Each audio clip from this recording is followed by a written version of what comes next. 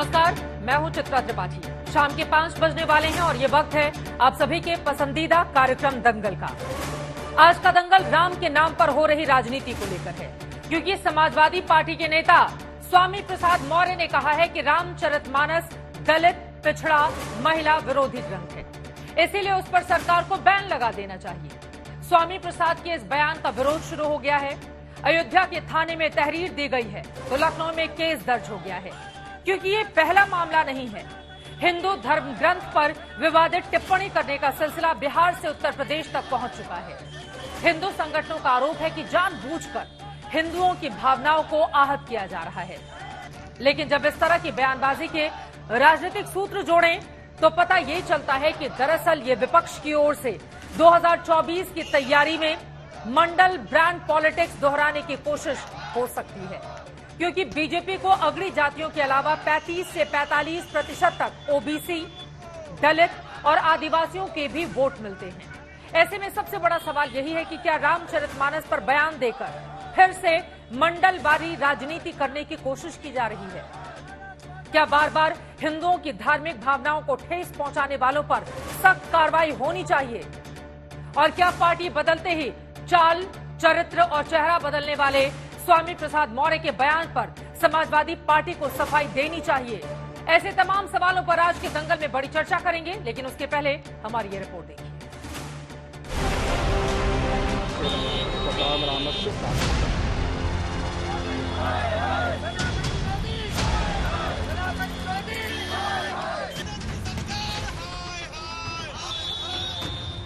भारतवर्ष के मानस, चरित्र, संस्कृति की परछाई, सनातन की मर्यादा है श्री राम। और आज के हिंदुस्तान में राजनीति के भी एक आधार है राम, क्योंकि राम के नाम के बाद अब राम के मानस पर महाभारत मचा हुआ है। नया विवाद अखिलेश यादव की पार्टी के नेता के बयान पर शुरू हुआ है।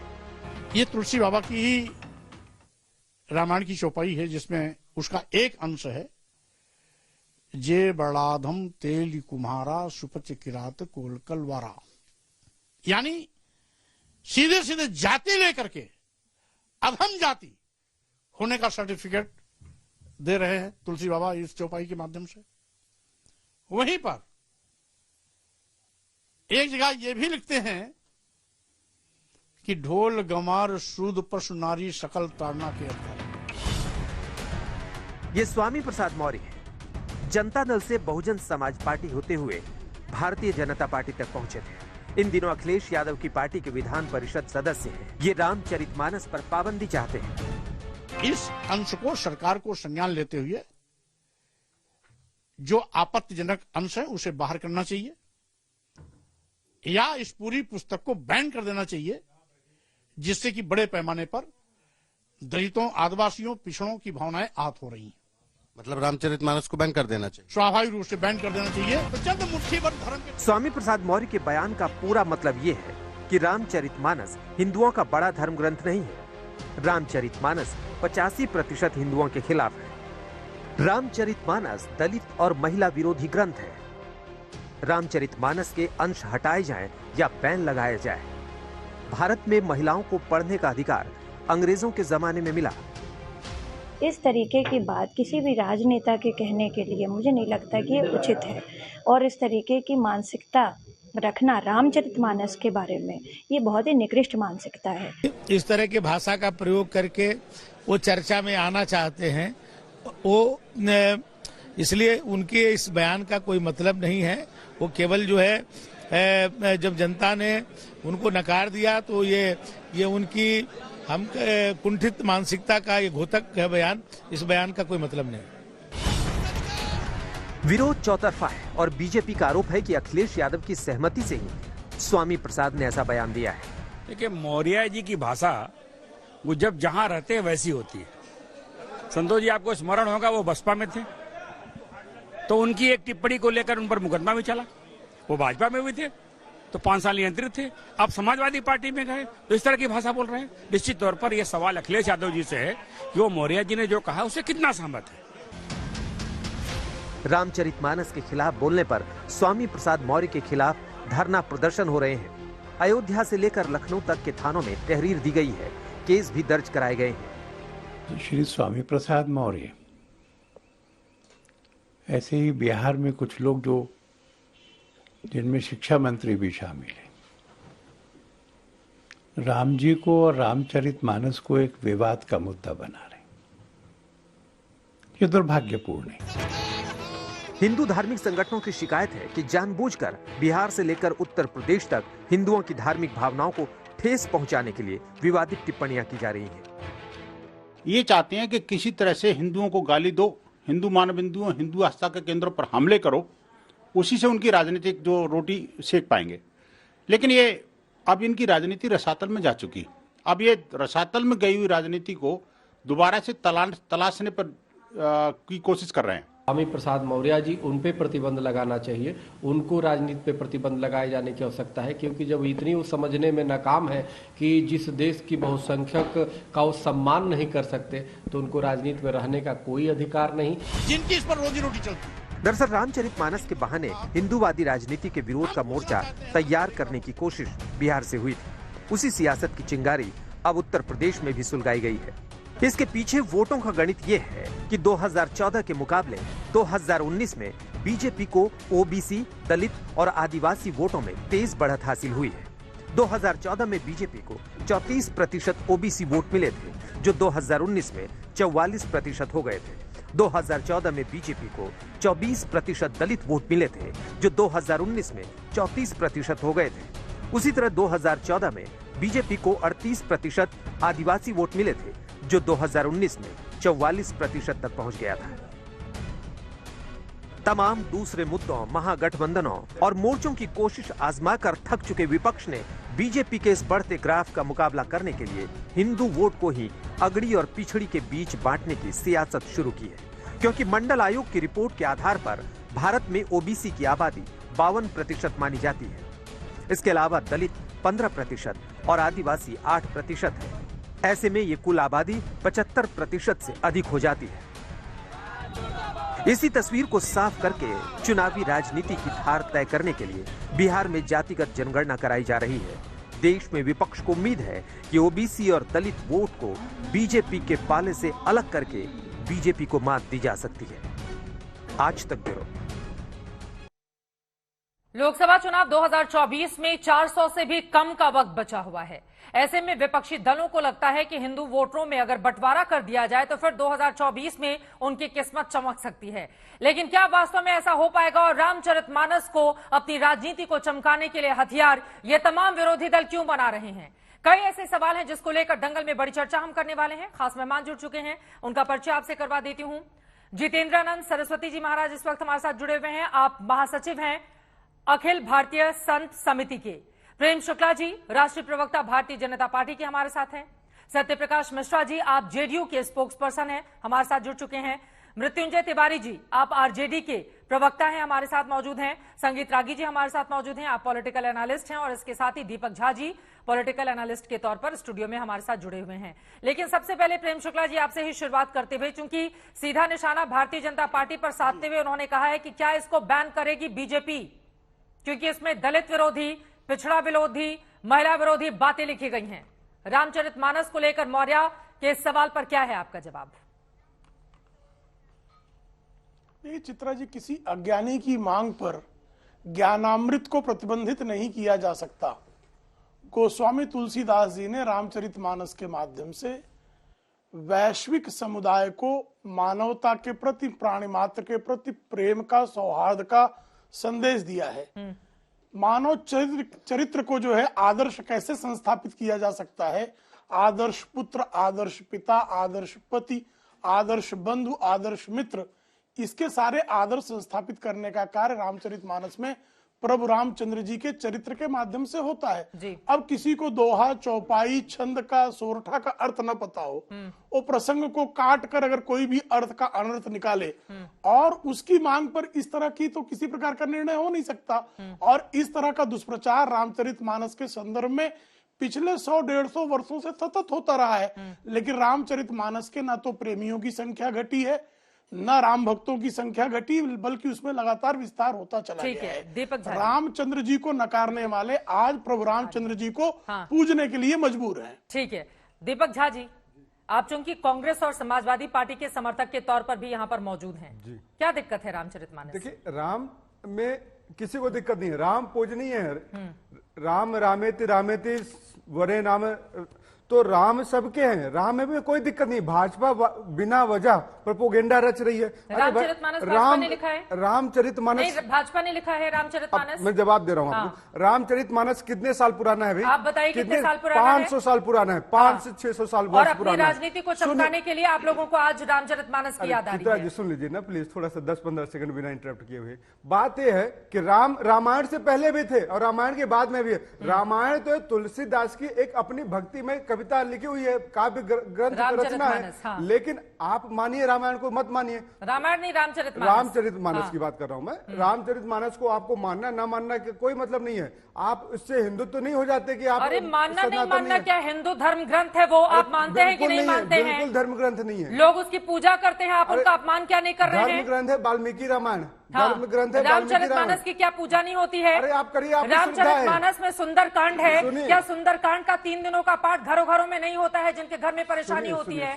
अभी मैं आपको सारी चीजें डिटेल में नहीं, सारी चीजें क्या आप बताइए, आप कह रहे हैं धर्म बिल्कुल होता है, आपकी श्रद्धा है। जिस रूप में भी लिखा हो, सुनिए तुलसीदास ने जिस रूप में भी लिखा हो, लेकिन आज की तारीख में एक बहुत बड़ी आबादी है हिंदुओं की जो रामचरितमानस की पूजा अर्चना करती है। किसी ने मना किया कि उसको बिना साफ होए हाथ धुले उसको स्पर्श नहीं करती है। किसी ने मना नहीं किया कि आप राम को मत मानिए। रामचरितमानस में सवाल इसलिए उठ कल रहा है क्योंकि उसमें शब्द है ढोल गंवार शूद्र पशु नारी। अभी यहाँ पे भाजपा प्रवक्ता ने कहा नारी के लिए सम्मान है, राम आदर्श थे उसमें, राम ढोल गंवार आगे पढ़िए, शूद्र पशु नारी सकल ताड़ना के अधिकारी। ठीक है ना? तो अभी राम आदर्श पति नहीं हो सकते हैं। एक औरत के नजरिए से देखिए, एक पति पत्नी के रिश्ते के हिसाब से देखिए, क्योंकि राम ने जिस अवस्था में सीता का परित्याग किया है, जंगल में किस लिए होता है? गर्भवती महिला को। मौजूदा वक्त में दीपक झा जी, अगर मैं कहूं कि क्या कांड करके आ रहे हैं, क्या जवाब होगा इस पर? क्या सवाल? क्या कांड करके आ रहे हैं, क्या जवाब होगा इस पर? नहीं, मैंने कहा, मैं आपसे पूछूंगी कि आज पूरे दिन क्या कांड किया आपने, क्या जवाब देंगे इस पर आप? इसका सिंपल से सवाल, कांड मतलब आपका कर्म हो सकता है। कर्म हो सकता है। मौजूदा वक्त में बताइए ना, कांड को क्या नेगेटिव अर्थ में नहीं लिया जाता है? देखिए, कांड का एक सेकेंड सर सुनिए, अपनी बातों में मत फंसिए। तुलसीदास जी ने जब अवधी और संस्कृत में इसको लिखा था, अलग अलग छंद और दोहे और चौपाई में, उस वक्त की परिस्थितियां आज की परिस्थितियां, सीधे बोलिए, अपनी राजनीति को चमकाने के लिए रामचरितमानस को आप आधार बना रहे हैं। बहुत बढ़िया। और एक सेकेंड सुनिए, कितने कांड है इसमें रामचरितमानस में? 7 कांड है। 7 कांड है ना? आप सोचिए, मौजूदा वक्त में अगर किसी चैप्टर को कांड के तौर पर बोला जाए तो लोग फिर उसको कैसे लेंगे? नहीं, 2 तरीके लोग फिर उसको कैसे लेंगे? मैं शब्दों में नहीं फंसने वाला हूं। शब्दों में नहीं फंसने वाला हूं। सुनिए, आप सकल ताड़ना के अधिकारी शब्दों के जरिए ही लेकर आए हैं। शूद्र है ना, शूद्र शब्द है, से आप चीजों को बदल डालेंगे। तो बस यही बात है, इस अपने हिसाब से चीजों को बदलना है। नरेंद्र मोदी जी को विकलांग शब्द अच्छा नहीं लगा तो दिव्यांग बना दिया भाई। अरे कर्मों के लिए कहा गया, जाति के लिए नहीं कहा गया। विशेष वर्ग को अच्छा नहीं लगा था, मैं वही कर रहा हूं। आधार पर था, आप लोग जातियों के आधार पर बांट कर रामचरितमानस को अपनी राजनीति को चमकाना चाहते हैं, और उसके लिए एक पवित्र धर्म ग्रंथ का आप सहारा ले रहे हैं। बिल्कुल नहीं। देखिए, अगर ऐसी बात होती तो अगर रामायण, वाल्मीकि रामायण की रचना एक दलित व्यक्ति ने किया है, उसमें कोई तो अच्छी बात है ना, विरोध नहीं है। तो ब्राह्मण भी पढ़ता है, शूद्र भी पढ़ता है, हर जाति के लोग पढ़ते हैं, तो अच्छी बात है ना। और अगर वैसे ही तुलसीदास जी कौन सी जाति के थे? इसलिए मैंने कहा, कौन सी जाति? सुनिए मैं बता रहा हूँ, बताइए ना कौन सी जाति के थे? तुलसीदास जी ब्राह्मण थे, तुलसीदास जी ब्राह्मण थे, दुबे परिवार से आते थे। क्या है अब मैं बता रहा हूँ, उनके बारे में पढ़े हैं आप? उनका पालन पोषण करने वाले लोग ब्राह्मण थे। मैं 5 पढ़िए पहले, 10 सेकंड लेता हूँ मैं आपको। तुलसीदास जी 500 साल पुराने हैं, और उस समय ब्राह्मणवादी मानसिकता, मैं भी ब्राह्मण हूँ, लेकिन मैं आपको बता रहा हूँ, एक ब्राह्मणवादी मानसिकता समाज में छुआछूत, सुनिए, छुआछूत बहुत प्रचलित था। मंत्री रहते हुए करवा लेते, छुआछूत प्रचलित था, बहुत ज्यादा था, स्त्रियों का सम्मान नहीं हो रहा था, सती प्रथा चल रहा था। मौर्य ने कोई भी काम नहीं किया, और जब पिछड़ा वोट उनसे बिल्कुल पीछे चला गया, मैं बताऊंगी स्वामी प्रसाद मौर्य का भी चाल, चरित्र और चेहरा क्या रहा है। पूरी की पूरी पॉलिटिक्स उनकी क्या रही है वो मैं बताऊंगी, और किस तरह से चुनाव हार जाने के बाद अब रामचरितमानस का वो सहारा ले रहे हैं। अरे तो भाजपा की सोच है, ये सारे भाजपा के भाजपा के नेता थे। मैं बिल्कुल, अरे मैं कह रहा हूँ ये भाजपा के ही नेता थे, भाजपा में ही सारे के सारे लोग थे। तो मैं कुछ दिन के बाद वो देखिए, कोई किसी व्यक्ति ने राम का विरोध नहीं किया, किसी व्यक्ति ने राम की निंदा नहीं की, किसी व्यक्ति ने राम का अपमान नहीं किया, लेकिन रामायण पे सवाल उठता है, रामायण के उन शब्दों पे सवाल उठता है। बड़ा बिल्कुल नहीं, देखिए रामायण के उन शब्दों पे अगर सवाल उठता है तो जो यहाँ पे विद्वान लोग हैं, को हथियार मत बनाइए, जो लोग विद्वान हैं, ग्रंथ है, जो लोग विद्वान हैं उसको टीका करते हैं, सुंदरकांड का पाठ किस तरह से होता है ये बताने की जरूरत नहीं है। उसी में 7 कांडों में से एक है सुंदरकांड और बाकी बालकांड से लेकर उत्तरकांड तक। लेकिन आप लोग अपनी राजनीति को चमकाने के लिए रामचरितमानस को बिल्कुल हथियार बना रहे हैं। रामचरितमानस का हथियार बनाया है भाजपा ने। विकास की बात नहीं करेंगे, बेरोजगारी की बात नहीं करेंगे, लेकिन राम के नाम पे लोग, दीपक जी हो गया, लेकिन राम के नाम पे लोग अपना राजनीति बनाने का। दीपक जी पिछले दीपक जी आपका दीपक जी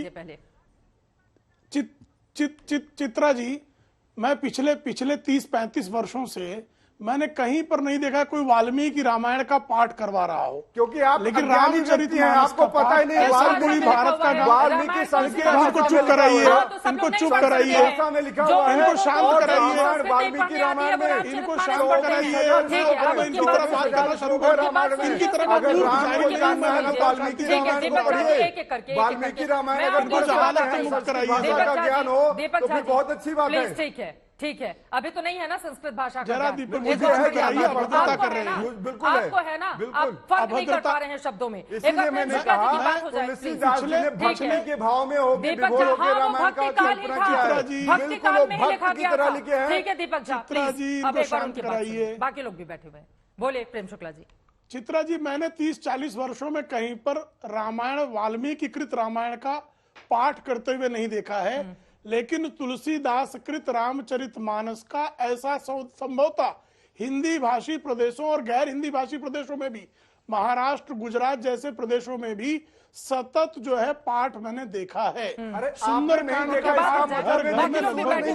अगर और ऐसे में जो है वो भक्ति का ग्रंथ कैसे नहीं है, कैसे? अरे इस मूर्ख को चुप कराओ भाई, कैसे बकवास कर रहा है बीच में? मैं इसके बीच में एक बार नहीं बोल रहा हूँ। अब आप रामायण पढ़िए, वाल्मीकि रामायण पढ़िए, ये क्या तरीका है? ये मूर्खता की हद है। ठीक है सर, नहीं बोलेंगे वो, नहीं बोलेंगे, अपनी बात रखिए। मैं इनके बीच में एक बार नहीं टोक रहा हूँ, ये जबरदस्ती जो है कूदे पड़ रहे हैं ग्राम लगातार जो है इनकी जो शाखा मृगों की तरह जो इनकी हरकतें हैं वो ठीक नहीं है। भाई सुंदरकांड का पाठ घर घर में होता है, रामचरितमानस का आरती होती, रामचरितमानस जब कोई सुनने बैठता है तो बाकायदा संकल्प होता है, तो वो धर्म ग्रंथ है। अगर किसी एक जो है अनीश्वरवादी के कहने से वो धर्म, मैं अगर कल कह दूं कुरान धर्म ग्रंथ नहीं है तो क्या फर्क पड़ जाता है? कुरान धर्म ग्रंथ ही रहेगा। मैं कह दूं बाइबल धर्म ग्रंथ नहीं है तो बाइबल धर्म ग्रंथ रहेगा। प्रेम शुक्ल के कहने से कोई फर्क नहीं पड़ता है, दीपक झा के कहने से रामचरितमानस कल धर्म ग्रंथ नहीं रह जाएगा और श्रीमान स्वामी प्रसाद मौर्य के कहने से प्रतिबंध लग जाएगा। ये इस देश में संभव नहीं है, चूंकि रामचरितमानस के संदर्भ में इतिहासकार स्मिथ स्वयं लिखते हैं कि अकबर के कार्यकाल में इस देश में 2 बादशाह थे, एक प्रभु रामचंद्र जी थे जो लोगों के दिलों में बसते थे और एक जो है अकबर थे जिनका जो है शासन था। लेकिन प्रभु रामचंद्र जी का शासन जो दिलों में बसा वो गोस्वामी कृत रामचरितमानस के कारण घर घर में राम जी का चरित्र पहुंचा और उसका लोगों ने जो है वर्ण किया, उसकी भक्ति की। ये स्मिथ नाम का इतिहासकार जो है वो 18वीं सदी में लिख रहा है। भाई तो कृपा करके रामचरितमानस पर किसी प्रकार की टिप्पणी करने से पहले एक बार ठीक से रामचरितमानस भावार्थ समेत पढ़ लें।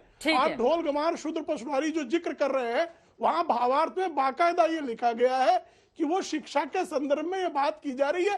कृपा करके अपने घर में जाकर गीता प्रेस का या वेंकटेश प्रेस का जो भावार्थ सहित रामचरितमानस हो उसको एक बार पढ़ लें। दीपक जी, अवधी भाषा जो है जो 16वीं सदी की थी, पंडित रामचंद्र शुक्ल जिन्होंने समीक्षा जो आलोचना के संदर्भ में सबसे प्रख्यात व्यक्ति रहे, बनारस हिंदू विश्वविद्यालय के पहले जो विभागाध्यक्ष हिंदी के थे, उन्होंने कहा कि सुधाकर पांडे और ग्रियर्सन ने भी रामचरितमानस में अवधी भाषा तो को क्या ये समझने में मंडल गलतियां का की मंडल थी। वाली बात है तो क्या? कृपा शुक्ला करके जी, जब जल्दी तक से आप 2 इस लाइन भाषा को में, समझते नहीं 2 लाइन उस बारे में इस तरह की टिप्पणियां ना करें। क्योंकि हमने रिपोर्ट में भी दिखा। इस सवाल के साथ स्वामी जितेंद्रानंद सरस्वती के पास में जाना चाहूंगी। स्वामी जी, आपके पास आते हुए, दरअसल जब पॉलिटिकल पार्टीज की ओर से रामचरितमानस को आधार बनाया जाता है अपनी राजनीति को चमकाने के लिए, तो पलटकर सवाल पूछा जाएगा कि वोट तो आपको मिले नहीं चुनाव में, तो हिंदू वोटरों में बंटवारा करके पिछड़ों और दलितों को साधने की चाल के तौर पर इसको देखा जाए क्या, जिसको रामचरितमानस हथियार बनाकर अपनी राजनीति को चमकाना चाहते हैं मौर्य जैसे लोग?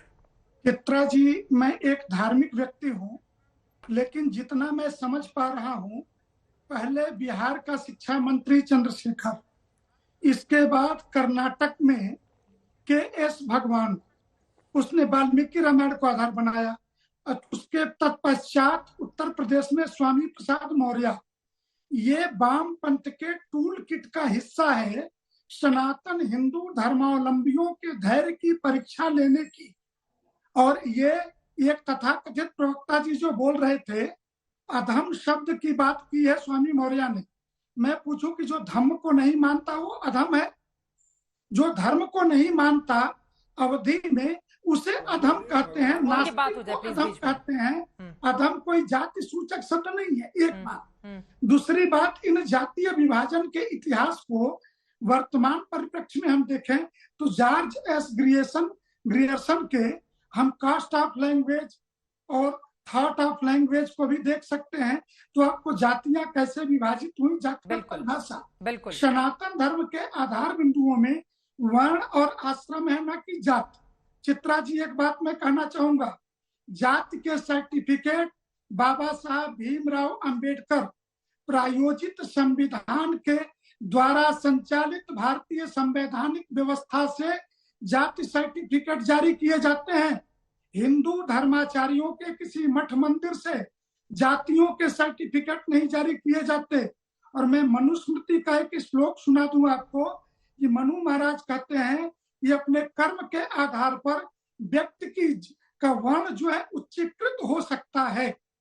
अर्थात ये वर्ण और आश्रम की मूल व्यवस्था में टांग अड़ाने वाले लोग, जिनके राजनीतिक हित हैं, जो पूरे देश में दंगे करवाना चाहते हैं, जिनकी साजिश है कि हिंदू समाज विभाजित हो, क्योंकि ये वामपंथ, उसके पीछे चर्च मिशनरी प्रायोजित पैसा। और मैं आपसे एक सवाल पूछूं, ये जो टुकड़े टुकड़े गैंग के लोग, अभी एक दीपक जी करके व्यक्ति बोल रहे थे, मैं चेहरा नहीं देख पा रहा हूँ, किस टाइप के विद्वान हैं? मैं पूछूं कि भारतीय संविधान के मूल अधिकार और भगवान राम राज्य उसी गोस्वामी तुलसीदास जी के रामचरितमानस की 2 चौपाई में बोल रहा हूँ कि सब नर करई परस्पर प्रीति, चलहि स्वधर्म सुरुचि स्वनीति।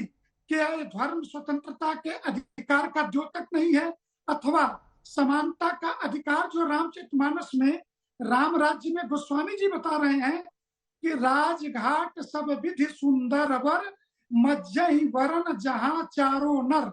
भगवान राम के बारे में वाल्मीकि जी से जब पूछा गया तो वाल्मीकि जी कहते हैं कि रामो विग्रहवान धर्म, भगवान राम धर्म के विग्रहवान स्वरूप हैं।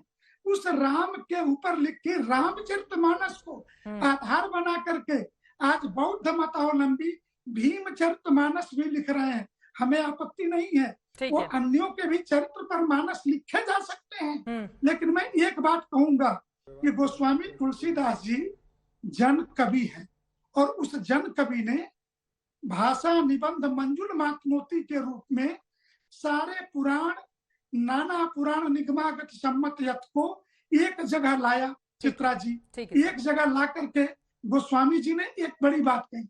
गोस्वामी जी रावण का भी संवाद लिख रहे हैं, बिल्कुल। गोस्वामी जी समुद्र का संवाद लिख रहे हैं, और यह संवाद समुद्र के मुख से बोला गया। छापा खाना तो चलता नहीं था, और भगवान कि छपता गया और लोगों के हाथों में पहुंचता गया। जिस समय तुलसीदास जी ने ये लिखा था उस समय कोई छापा खाना तो चलता नहीं था। अलग अलग जगहों पर अलग अलग प्रतियां मिली, उसको जोड़कर फिर जो मूल रामचरितमानस है वो हमारे हाथ में है। लेकिन इस तरह से अपनी राजनीति को चमकाने के लिए सीधे मृत्युंजय तिवारी जी, अब शुरुआत तो बिहार से ही हुई है, शुरुआत तो बिहार से हुई है ना मृत्युंजय तिवारी जी। अब रामचरितमानस पर धुआं वहीं से उठाना, जिसके बाद अब इसका दायरा बढ़ता हुआ चला जा रहा है, क्या हासिल होगा इससे? फूट डालो, राज करो, क्या मिलेगा इससे? चित्रा जी, हम तो देखिए चित्रा जी, हम तो उन लोगों में से है जो कहते हैं सिया राम मैं सब जग जानी, करहूं प्रणाम जोरी जुग पानी। ये तो हम लोग तो पाठ करते हैं, भगवान राम तो कन कन में है, रोम रोम में है। तो ऐसी रामचरितमानस हो चाहे कुरान हो, कोई भी ग्रंथ हो। हाँ। हम तो कुछ चौपाइयों को ले आएंगे, उल्टी उल्टी व्याख्या करके दुनिया तक पहुंचाएंगे। राम का नाम बदनाम ना करो ये राजनेताओं, हम तो सबसे अपील करेंगे।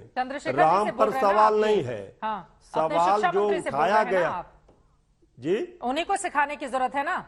बिहार में उनको सिखाने की जरूरत है, यूपी में इनको सिखाने की जरूरत है। राम का नाम कौन बदनाम कर रहा है? हम चित्रा जी अपने विरोधी बीजेपी को, हम तो अपने विरोधी बीजेपी को बोल रहे हैं। भगवान राम सिर्फ बीजेपी के, आरजेडी के, कांग्रेस के नहीं ना है, सबके हैं। रामचरितमानस का जिस तरह विरोध कर रहे हैं, दिखाया जा रहा है, इसी से हम लोग कहने लगेगी। सौभाग्य है आप लोग जिस तरह से रामचरितमानस का मौजूदा वक्त में विरोध कर रहे हैं, थोड़े दिन के बाद वो दावा करने लगेगी कि तुलसीदास भी हमारे, रामचरितमानस भी हमारा, राम भी हमारे। नहीं, आप लोग पहले अपने विरोध की भाषा तो देखिए। मंडल कमंडल की राजनीति करना चाहते हैं आप लोग। आप लोगों की भी कृपा, सुनिए ना सर, आप लोगों पर भी कृपा है भगवान राम की। रामचरितमानस पर बहस करा रहे हैं तो गरीबों के सहारा भगवान राम है। जब नाव डूबता है आदमी का कहता है भगवान राम ही बचाएंगे। राम पर कहां किसी को आपत्ति है? रामचरितमानस पर भी आपत्ति नहीं है। अरे आप ही के मंत्री बोल रहे हैं, वो तो समझ में आ सकता है ना। मृत्युंजय देखिए, दर्शक हमारे समझ सकते हैं कि मृत्युंजय तिवारी जी के लिए कितनी मुश्किल भरी ये घड़ी है। जो राम को मान रहा है, रामचरितमानस को मान रहा है, उसको अपने शिक्षा मंत्री को डिफेंड करने के लिए यहाँ पर बैठना पड़ रहा है। आपकी जो मुश्किलें हैं ना, उसको समझा जा सकता है मृत्युंजय तिवारी जी। और आपकी मुस्कुराहट के पीछे का दर्द भी समझा जा सकता है। कोई मुश्किल नहीं है। हमारे शिक्षा मंत्री जी ने जो पंक्ति पर आपत्ति की है, उस पंक्ति का कोई समर्थन करके दिखा दे। हैं वो आधा अधूरी पंक्ति पढ़कर लोगों को भ्रम के जाल में डालने की कोशिश करते हैं। सीधे में सत्यप्रकाश मिश्रा जी आपके पास आते हुए। ठीक है सर। हम तो ये अगड़े पिछड़ों की राजनीति को अपने लिए इस्तेमाल करने के लिए रामचरितमानस को ही आधार बनाया जाएगा क्या? अब ये दिन देखने पड़ेंगे इस देश को।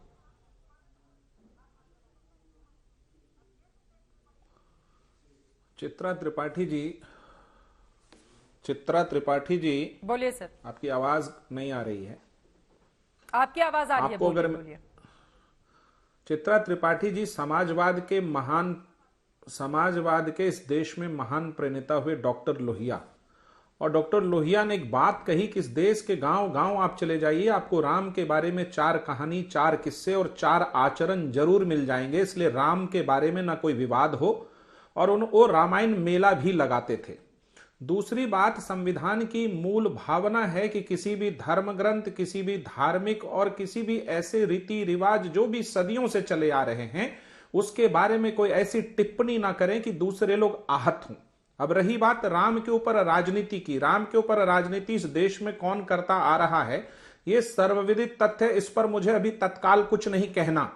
राम रहीम के भी हैं, कबीर के भी हैं, तुलसी के भी हैं और वाल्मीकि के तो हैं ही। और राम के बारे में अल्लामा इकबाल भी कह गए कि वो इमाम हिंद हैं। मैथिली शरण गुप्त अपनी कविता में कहते हैं कि राम आपका चरित्र ही काव्य है, कोई कवि हो जाए ये सहज संभाव्य है।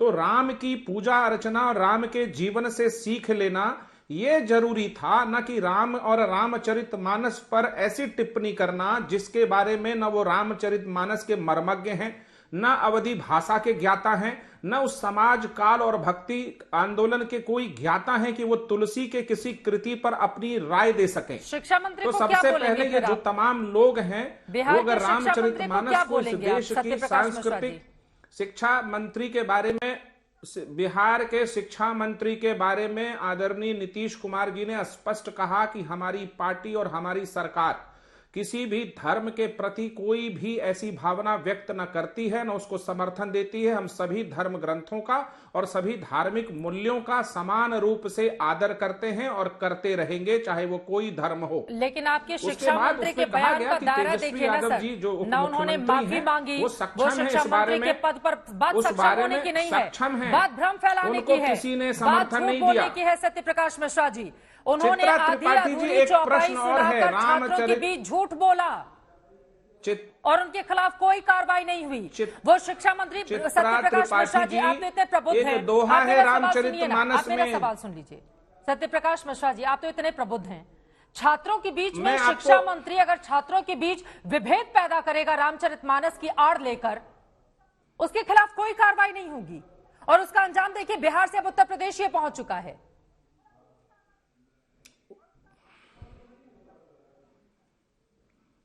चित्रा त्रिपाठी जी, उस पर मैं एक बात कहूंगा कि रामचरितमानस में एक दोहा है, जाकी रही भावना जैसी प्रभु देखी तिन मूरत तैसी। रही बात कार्रवाई की, वो तेजस्वी यादव जी के इसमें है, संज्ञान में है, वो सक्षम है। राष्ट्रीय अध्यक्ष ललन सिंह जी ने भी यही कहा है। और मैं एक बात कहूंगा कि भारत में जितने तमाम धर्म ग्रंथ, इतिहास, साहित्य हैं, उस पर कोई भी इस तरह की टिप्पणी करता रहे और कोई इस तरह का बहस भी चलता रहे, कहीं ना कहीं किसी को लग रहा है कि उसके हाशिए पे पड़ने की स्थिति में अखिलेश यादव जी इस मामले में संज्ञान लेंगे। उनका अभी तक कोई स्टैंड नहीं आया है। उसी का तो इंतजार हम कर रहे हैं। समाजवादी पार्टी के मुखिया हैं, सर्वसामान्य नेता है अखिलेश यादव जी, उनका कोई स्टैंड अब तक नहीं आया है। और मुझे उम्मीद है मंडल और कमंडल इस देश में लोकतांत्रिक मूल्यों के लिए खड़ा है, चाहे वो कोई हिस्सा हो। आपस में विभेद कर कोई राजनीति नहीं होगी। कुछ चंद लोग इस तरह की टिप्पणियां कर रही हैं, उससे रामचरितमानस पर न कोई आक्षेप आएगा, न गोस्वामी तुलसीदास की भक्ति पर कोई संदेह पैदा होगा। और घर घर जो रामचरितमानस का वाचन, पाठन, श्रवण, मनन है, वो आबाद रूप से जारी रहा है। लेकिन बहुत सारे धर्म ग्रंथों पे बहुत पुराने समय में भी सवाल उठे, लेकिन वो धर्म ग्रंथ झूठ सच माना जाने लगता है। इसी वजह से ऐसी आवाजों को चुप कराए जाने की क्या जरूरत है? संगीत रागी जी, सीधे आपके पास आते हुए। वो झूठ सच नहीं माना जाएगा। ठीक है सर। संगीत रागी जी, राम की मूरत अपने हिसाब से क्यों देख रही है आरजेडी और समाजवादी पार्टी? हालांकि अभी सपा का पूरा स्टैंड नहीं है, लेकिन उन्हीं के नेता है मौर्य जिनकी ओर से ये बयान आया है। देखिए चित्रा जी, जो भी पॉलिटिकल पार्टियां हैं, ये क्षेत्रीय पार्टियां, चाहे वो समाजवादी पार्टी हो, जेडीयू है और आरजेडी है, इनके बीच में एक कार्य विभाजन हो चुका है। इनके लफंगे नेता, शिक्षा मंत्री जैसे लोग आकर के शब्दों से थोड़ा हम बच सकते हैं रागी जी। मुझे बोल लेने दीजिए। ऐसे व्यक्ति को हम लफंगा ही कह सकते हैं जो रामचरितमानस पर इस प्रकार का घटिया आक्षेप करता हो, जो राम सबरी को इतना उदात्त चरित्र खड़ा करते हैं, उसे कहा जाए कि ये दलित पतितों इनके खिलाफ है। तो मैं दो चीजें कहना चाहता हूं। एक, जेडीयू और आरजेडी और समाजवादी पार्टी में एक प्रकार का पार्टी के अंदर का विभाजन है। एक हिस्सा वो है जो रामचरितमानस और हिंदुत्व को अपमानित करेगा, हिंदू धर्म को अपमानित करेगा ताकि मुस्लिम वोट बैंक सज सके, और दूसरी तरफ उनके प्रवक्ता आकर के टेलीविजन पर कहेंगे कि देखिए रामचरितमानस, राम के चरित्र पर हमारा कोई सवाल ही नहीं है। दूसरी बात, हमेशा ये कहा जाता है देखिए राजनीति के लिए किया जाता है, इस तरह का बयान कुंठित है। ये मेरा उससे बड़ा सवाल है, क्या ये कहने की हिम्मत कहां से पैदा होती है? ये हिम्मत इसलिए पैदा होती है कि सनातन मूल्यों के अनुसार, और हमारी ताकत भी है, सर तन से जुदा के नारे नहीं लगाते हैं। हिंदू समाज यदि सड़कों पर आकर के यदि शिक्षा मंत्री के खिलाफ सरतन से जुदा के नारे लगाता तो ये सारी चीजें रुक गई होती। मेरा एक तीसरा आरोप भी है, जिस प्रकार से नुपुर शर्मा पर सुप्रीम कोर्ट और घनघोर आपत्ति है। संगीत रागी जी हिंसा की वकालत कर रहे हैं। संगीत रागी जी को रोकिए, ये हिंसा की वकालत कर रहे हैं। संगीत रागी जैसा प्रोफेसर हिंसा की वकालत कर रहा है खुले टीवी चैनल पे। राष्ट्रीय हिंसक व्यक्ति है। संगीत रागी को रोकिए। वकालत नहीं कर रहा हूँ, हिंसा की वकालत कर रहे हैं। संगीत रागी हिंसा की वकालत कर रहे हैं और हिंसा को जायज ठहरा रहे हैं। यही भाजपा का चेहरा है कि राम के नाम पर हिंसा को फैलाओ, एक तरफा करा रही है भाजपा का। इसको नहीं बोलने देंगे, ये भाजपा का ये चेहरा है कि राम के नाम पर हिंसा फैलाओ। चित्रा जी आप मुझे बोलने देंगे या नहीं बोलने देंगे? हिंसा की बात नहीं कही है। संगीत रागी जी मैं बोल रहा हूँ प्लीज सर, देखिए सर कोई भी भड़काऊ बयान आप नहीं देंगे यहाँ पर, और आप सभी से गुजारिश है क्योंकि एक मामले में सब प्लीज सभी से गुजारिश है। अरे मृत्युंजय तिवारी जी आपके शिक्षा मंत्री तो भाषा वापस नहीं लेते, मुझे उनको हैंडल करने दीजिए। रामचरितमानस पर किस तरह का बयान देकर और आप यहाँ पर आकर डिफेंड करते हैं, और फिर आप संगीत रागी जी, लेकिन आपसे भी गुजारिश है, संगीत रागी जी आपसे भी गुजारिश है, आप इस तरह की भाषा का इस्तेमाल नहीं कर सकते हैं प्लीज, संगीत रागी जी मुझे ऑडियो डाउन करना पड़ेगा। सारे लोग बोलेंगे समझ में नहीं आएगा सर, एक एक करके प्लीज आप बोलने दीजिए, संगीत रागी को बोलने दीजिए, वो नहीं बोलेंगे अब आगे। इस मूर्ख को रोकिए सर प्लीज, ये कौन सी भाषा है संगीत रागी जी, ये कौन सी भाषा है प्लीज? हिंदू समाज प्रतिक्रिया नहीं देता है, इसलिए इतनी बेहूदी बयाने उत्तेजना फैलाने वाली बयाने आरजेडी करती है, समाजवादी पार्टी करती है, से जुदा करने को वकालत कर रहे हैं, ठेकेदारी करना चाहते हैं। मैं बस इतनी बातें कहना चाहता हूँ। और जिस प्रकार से नुपुर शर्मा पर इतनी भारी प्रतिक्रिया नहीं प्रतिक्रिया उठती है, ये लोग रामचरितमानस भाजपा के प्रवक्ता बैठे प्रेम शुक्ला जी, उन्होंने ये वकालत नहीं की। बयान देंगे इस तरह का भाषा का मृत्युंजय तिवारी अपनी अज्ञानता और अपनी बेबूदगी का हिंसा फैलाने की कोशिश कर रहे हैं। राष्ट्रीय टीवी पर इस तरह के शब्दों के इस्तेमाल की इजाजत मैं कतई नहीं दे सकती हूँ। यहाँ पर जितने भी लोग बोल रहे हैं, एक सेकेंड सर, सबकी आवाज डाउन करवाई जाए। राष्ट्रीय चैनल पर इस तरह की भाषा की इजाजत मैं कतई नहीं दे सकती हूं बोलने की। सरतन से जुदा के नारे गलत हैं, यहां पर भी गलत है और बाकी जहां जहां लग रहे हैं हर जगह गलत है। इस तरह के नारों का खंडन होना चाहिए और इसको जमीन के अंदर अगर इस तरह के नारे जाएं तभी वो ज्यादा मुफीद होगा।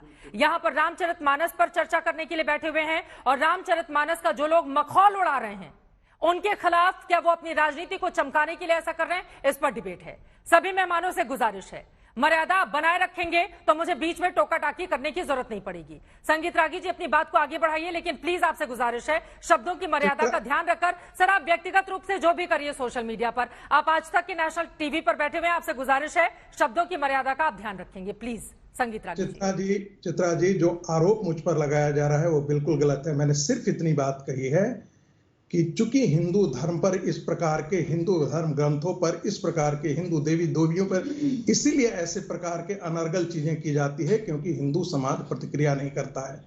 इसीलिए उसका नाजायज फायदा उठा करके ऐसे लोग उत्तेजना के लिए बयान देते रहते हैं ताकि हिंदू समाज में एक प्रतिक्रिया पैदा हो।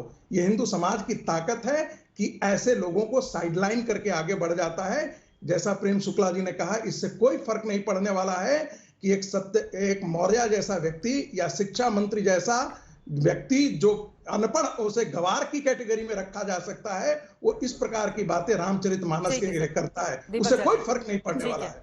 मैं इतनी बातें करना चाहता हूं। ठीक है, आपकी बात हो गई। लेकिन एक बार फिर से मैं यहाँ पर बता दूं, यहाँ पर जितने भी मेहमान हैं ये उनकी अपनी व्यक्तिगत राय है। इससे आज तक बिल्कुल भी उनके शब्दों का जो चयन किया जाता है उससे अपने आप को पीछे खींचता है। ये उनकी अपनी व्यक्तिगत राय है। और सरतन से जुदा का नारा हो या इस तरह के कोई भी ऐसे शब्द हो जिसकी इजाजत हम बड़े मंच पर नहीं कर सकते, तो सभी से गुजारिश है प्लीज उसका पालन किया जाए। दीपक झा जी। चित्रा जी, जब व्यक्ति शब्दहीन हो जाता है तो आरोप प्रत्यारोप और ऐसे गाली गलौज और शब्दों का प्रयोग करता है। मैं कहूंगा एकम सद विप्रा बहुधा भदंती, कृष्ण भी वही है, राम भी वही है, शिव वही है, दुर्गा काली सब वही है, सारे लोग वही है। ये भाजपा को समझना पड़ेगा ना भाई। मौर्य जी भाजपा से हैं। सुनिए, जब भाजपा ही थे, जब मंत्री थे, तब तो उनके ऊपर असर नहीं पड़ा। क्यों नहीं? बीजेपी की सरकार, एक सेकंड सुनिए, बीजेपी की सरकार में थे, बिल्कुल थे, तो फिर क्यों नहीं उन्होंने कहा कि मैं आपको बता रहा हूं, आप राम को मानते हैं, मानती है ना? अगर नहीं मानेंगे तो भी आपके राम उतने ही प्रिय रहेंगे। राम को मानिए ना मानिए, एक बहुत बड़ी आबादी है, पूछेगी कि आप बैन लगाने की बात कैसे कर सकते हैं? भगवान ने कहा है एक बड़ी आबादी है ना। एक सेकंड झा जी, एक सेकंड सुनिए ना, मैं बता देती हूँ दर्शकों को, एक सेकंड सुन लीजिए। सुरेंद्र कुमार कुशवाहा से, जो कि बीजेपी के हैं, उनसे 20% से ज्यादा वोटों से हारे हैं स्वामी प्रसाद मौर्य। इस वजह से अब उनकी जुबान से इस तरह की भाषा निकल रही है। 1996 में पहली बार जीते थे, तब से लेकर आज तक क्यों नहीं बोला उन्होंने? देखिए, उन्होंने आज उनको राम याद आ रहे हैं और रामचरितमानस पर बैन करने की बात कर रहे हैं। पहली बार तो नहीं कर रहे ना, पडरौना जहां से वो आते हैं वहां से अयोध्या की कितनी दूरी है? 2-2.5 घंटे की 100 होगी, किलोमीटर के आसपास है ना? 2-2.5 घंटे की होगी। आज उनकी नींद टूटी है जब 20% से ज्यादा वोट से हार का सामना करना पड़ रहा है और रामचरितमानस को वो अपना आधार बना रहे हैं। कौन है मौर्य जी, उनके बारे में दिखा भी रहे हैं। अब मैं बताता हूँ, राम का अपमान नहीं किया उन्होंने, रामचरितमानस पे सवाल उठाया जा सकता है। रामचरितमानस वेदव्यासकृत नहीं है, वेदव्यासकृत नहीं है। किसके जरिए पहुंचे? रामचरितमानस के जरिए पहुंचे। राम तो पहले थे, आदि से आ रहे हैं। युग बीत गए, त्रेता द्वापर कलयुग चौथा युग चल रहा है, कई युग बीत गए, हजारों साल बीत गए। राम है। घर घर वो पहुंचे, 500 साल राम जी की झांकियां निकली तो उसके लिए आप तुलसीदास जी को श्रेय देंगे? नहीं देंगे, बिल्कुल नहीं देंगे। और बैठकर 500 साल पहले भी थे, खारिज करने की बात कर रहे हैं। 500 साल पहले भी, तुलसी से पहले भी थे। वही मैंने कहा, यो माम यथा प्रपद्यन्ते ताम तथैव भजाम। हम भगवान कृष्ण कहते हैं, भगवान राम कहते हैं, मुझको अगर मित्र के रूप में याद करोगे मैं मित्र बनूंगा, दुश्मन के रूप में याद करोगे दुश्मन बनूंगा, पुत्र के रूप में याद करोगे पुत्र बनूंगा। जैसे याद करोगे मैं वैसे मिलूंगा। मेरी प्राप्ति सबको है। तो भगवान के नाम पे तालिबानी गिरी ये लोग करें। भाजपा और राम को राजनीति का सबसे पहले हथियार तो बीजेपी ने बनाया। ठीक है सर, अब उनको बोलने दीजिए प्लीज, अब उनको बोलने दीजिए। तालिबानी व्यवस्था लागू करना चाहते हैं। अगर मान लीजिए कोई चित्रा जी, मुझे लगता है कि मुझे शांति से बात करने का अवसर मिलेगा, करने की कोशिश करेंगे। दीपक जी आपकी बात प्लीज। चित्रा जी, मैं अपेक्षा करता हूं कि मुझे शांति से अपनी बात रखने का सुअवसर प्राप्त होगा। दीपक जी धन्यवाद। देखिए, एक रहीमदास जी तुलसीदास जी के मित्र थे। उनका एक बहुत मशहूर दोहा है, जो रहीम गति दीप की कुल कपूत गति सोए, बारे उजियारो करे बढ़े अंधेरो होए। कि जो स्थिति है कि दीपक जब होता है, जब बारा जाता है तो उजियारा करता है, जब उसकी लौ बढ़ जाती तो अंधेरा फैला देता है। तो जब ज्ञानामृत जो है जब बढ़ता है, किसी में ज्ञान हो तो वो निश्चित तौर पर, लेकिन किसी में अगर अंधकार और अज्ञान भयंकर भरा हुआ हो तो अज्ञान ही बढ़ाएगा। तो आप रामचरितमानस पर अगर आप चर्चा करना चाहते हैं तो विद्वज्जनों से आइए, चर्चा कर लीजिए। ठीक है। आपके मन में कुछ आशंकाएं हैं, उन आशंकाओं का निर्मूलन हो जाएगा। लेकिन आप रामचरितमानस पर चर्चा नहीं करना चाहते। हिंदू धर्म ग्रंथों को कलंकित करने का एक जो कुत्सित प्रयास है, उसके अंग बनकर आप काम कर रहे हैं। मेहमानों का बहुत शुक्रिया हमारे साथ इस चर्चा में शामिल होने के लिए। जाकी रही भावना जैसी, प्रभु मुहूर्त देखे नहीं तैसी। लेकिन अपनी राजनीति को आगे बढ़ाने के लिए रामचरितमानस या राम के नाम का सहारा लेना ये पूरी तरह से गलत है। आज तक HD सबसे तेज, सबसे ज्यादा।